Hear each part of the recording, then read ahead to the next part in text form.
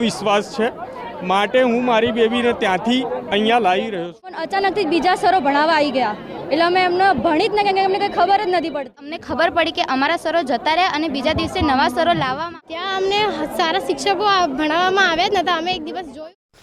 પાલનપુરની નામાંકિત ગોવિંદા શાળાને ફટકો પડ્યો છે। શાળાના મેનેજમેન્ટ સાથે 11-12 સાયન્સના શિક્ષકોને ડખો થતાં 11-12 સાયન્સના યુનિટ 1ના વિદ્યાર્થીઓ અને શિક્ષકોએ શાળા છોડી હતી।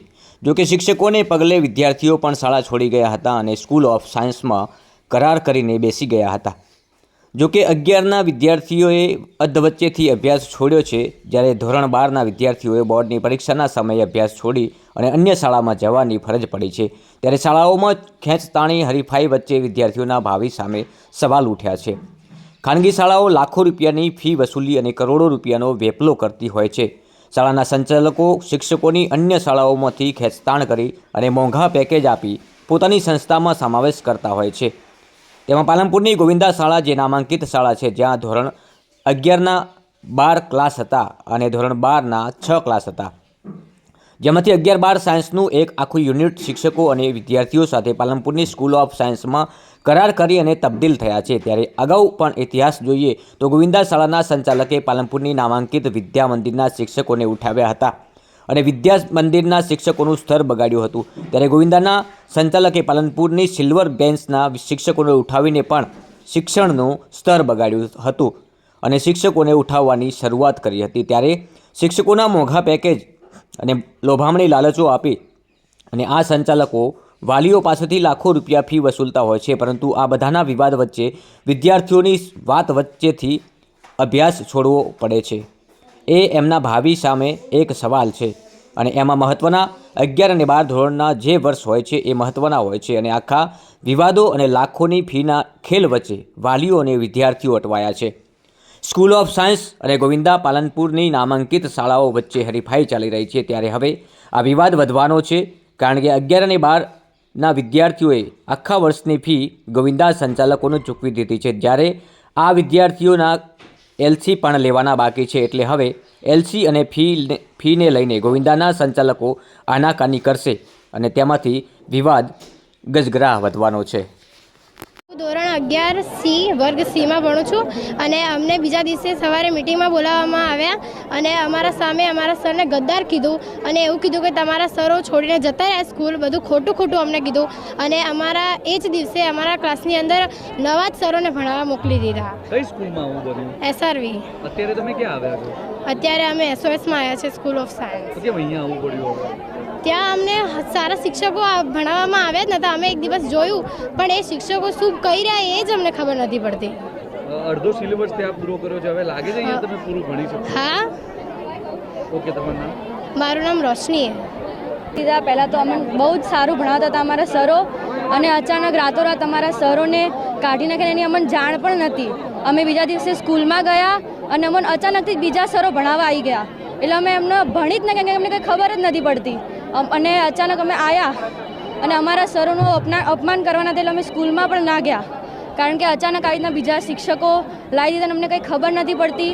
અમને ખબર અમારી જાણ બહાર અમારી મિટિંગ કરવામાં આવી અને એમાં અમારા જ સરોનું અપમાન કરવામાં આવ્યું। અમારી જાણ બહાર અમને ખોટી જ બધી પરિસ્થિતિ કીધી અને ખોટી જ બાબતો કીધી બધી શ્રીરામમાં। અને અમારા શિક્ષકોને અમારા જે ગુરુ છે એમને અમારા જ સામે ગદ્દાર કહેવામાં આવ્યા અને અમને સ્કૂલમાં સંસ્કાર આપવાના જગ્યાએ અમારા ગુરુઓને ગદ્દાર કહેવામાં આવ્યા અને ત્યાંના ટ્રસ્ટીઓ અને શિક્ષકો બધા એમની વિરુદ્ધમાં અને અમને બધી જ ખોટી પરિસ્થિતિમાં રાખ્યા કે આ આમ થયું ને તેમ થયું એમ કહીને બધી જ ખોટી પરિસ્થિતિ કીધી। તો અત્યારે હવે તમે શું કર્યું છે? અત્યારે અમે હવે આ સ્કૂલમાં આવ્યા, અમે અમારા સરોની સ્થિતિ સમજી, અમને તો કોઈ ખબર જ નથી, પણ અત્યારે હવે અમને ખબર પડી। અત્યારે લગભગ 500 થી 600 તો ઓલમોસ્ટ આવી ગયા અને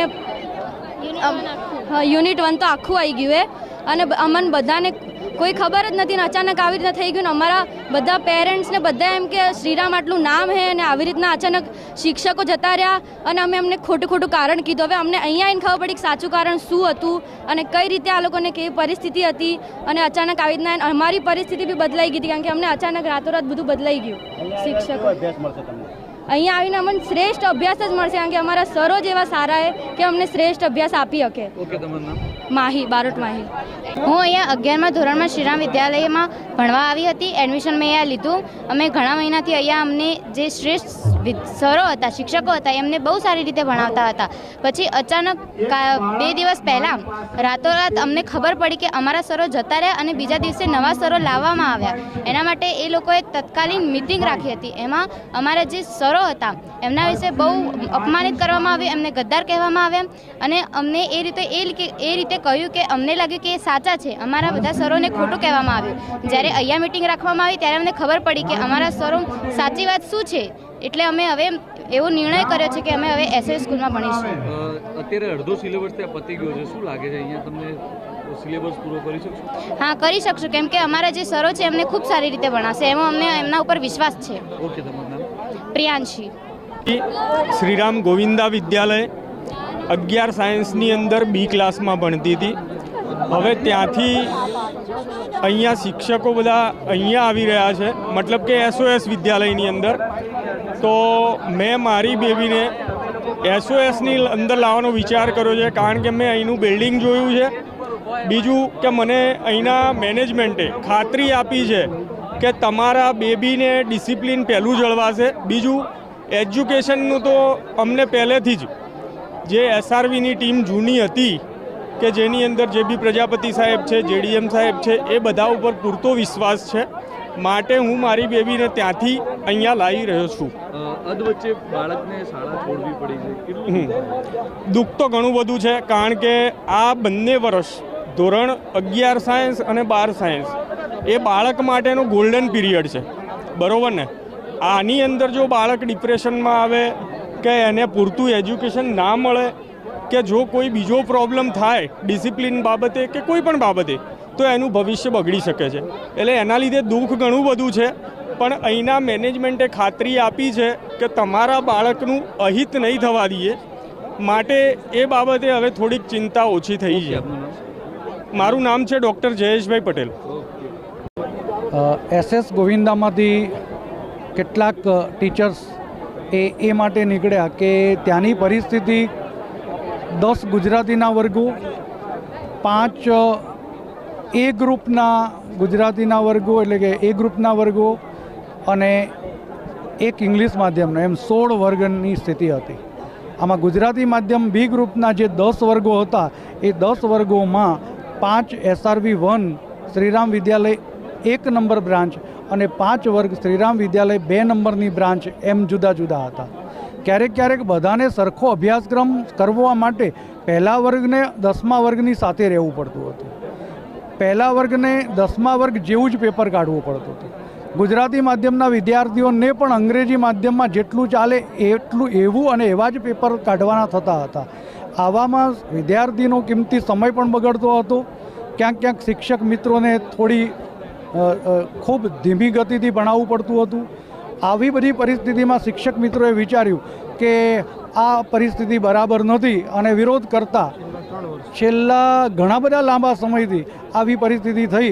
એટલે એ લોકો દર વર્ષે આજે કે કાલે આ સંસ્થાને છોડી જવાનો વિચાર કરતા હતા. એમાંથી આ વખતે એવું નક્કી કર્યું કે આપણે બીજા ટીચર્સને SRV 2 બ્રાન્ચના વિદ્યાર્થીઓને રીનીટ અને SRV 1ના ક્લાસમાં ભણાવવા માટે મોકલવા. આ વિદ્યાર્થીઓને આ શિક્ષકો વિશે માટે ખૂબ માન હોવાના કારણે એમણે આ સાંભળ્યું કે અમારા શિક્ષકને અપમાનિત કરીને કાઢી અને બીજા ટીચર દ્વારા ભણાવવામાં આવશે. એટલે એમણે તરત જ સ્કૂલમાં વિરોધ કર્યો. બીજા ટીચર્સ એમને ભણાવવા આવ્યા એટલે માથું નીચું કરી અને એ માત્ર ને માત્ર બેસી જ રહ્યા, કોઈ પણ પ્રકારનો રિસ્પોન્સ ના આપ્યો અને એવું નક્કી કર્યું કે અમારા ટીચર્સ જ્યાં હશે ત્યાં અમે ભણીશું. એટલા માટે આ પરિસ્થિતિ પેદા થઈ છે. અહીંયા પહેલા દિવસે રીનીટના 360 વિદ્યાર્થી ત્યાં હતા. એ તમામ વિદ્યાર્થીને ત્યાં ફી ભરેલી હોવા છતાં અહીંયા ફ્રી ભણાવવા માટે કોઈ પણ પ્રકારની ફી લીધા સિવાય 360 વિદ્યાર્થી અહીં પાછા આવી ગયા છે અને એમને ભણાવવાનું કામકાજ શરૂ કર્યું છે. બાકીના 11મા ધોરણના વિદ્યાર્થી માટે આજે મિટિંગ હતી અહીંયા એમની હાજરી અને ઉત્સાહ જોતા એમ લાગે છે કે SRV 1ના 5 વર્ગો અહીંયા આવે એવું દેખાઈ રહ્યું છે. શું લાગે છે કે ગોવિંદા જેવું રિપીટ થિયરી SOSમાં નહીં થાય? આપે એક ખૂબ સારો પ્રશ્ન કર્યો કે ગોવિંદા જેવું અહીંયા પણ થઈ શકે તો ના, એવું નહીં થાય. કારણ કે આ બધા શિક્ષકો એ ગોવિંદામાં પણ 10 વર્ષથી હતા, કદી આવું વિચાર્યું નહોતું.